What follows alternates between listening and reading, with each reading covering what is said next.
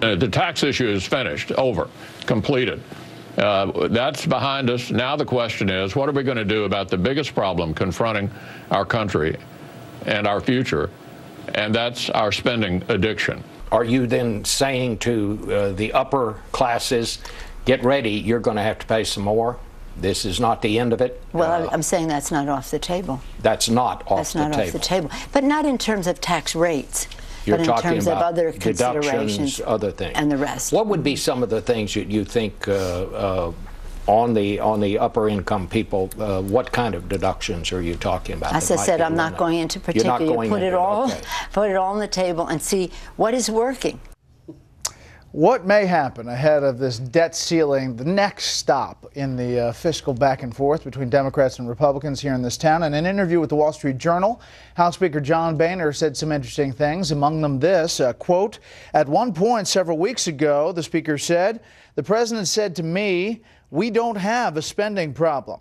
But Mr. President, we have a very serious spending problem." The speaker repeated this message so often, he says, that toward the end of the negotiations, the president became irritated and said, quote, "I'm getting tired of hearing you say that.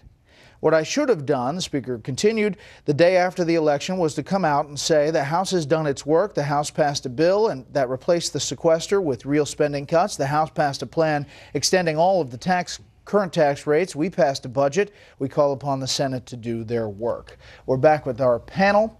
The next fight here. Charles.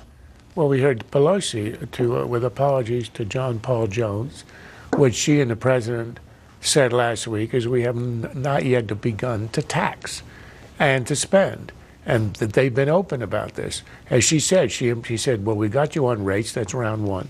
Round two is going to squeeze the money out of you by eliminating the deductions and loopholes. Look, it seems to me with the Boehner interview that the Republican leadership is finally beginning to understand what some of us have been arguing now for 4 years. Barack Obama has zero interest in cutting spending. Churchill once said, I did not become the king's first minister to preside over the liquidation of the British Empire. Obama saying, I did not become president of the United States to preside over the liquidation of the welfare state or the contraction of it. And we saw it in his actions. The biggest expansion of entitlements with Obamacare, the biggest spending bill in American history with the stimulus, and now what we saw with the fiscal cliff negotiations. And now we have it. It isn't just in deeds, but in words.